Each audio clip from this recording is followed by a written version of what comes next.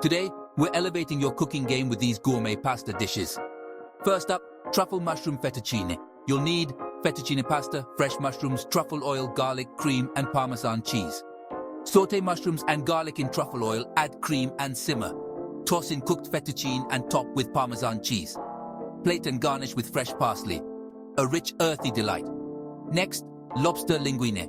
You'll need linguine pasta, lobster tails, cherry tomatoes, garlic, white wine, and fresh basil.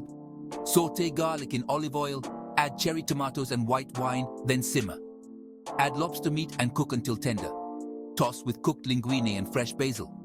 Plate and drizzle with extra virgin olive oil, luxurious and flavorful.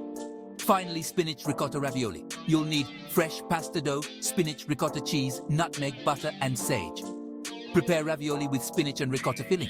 Cook in boiling water, then toss in a sage butter sauce. Plate and sprinkle with grated Parmesan. Delicate and delicious. Try these gourmet pasta dishes and elevate your cooking game. Share your creations in the comments and don't forget to subscribe for more delicious recipes.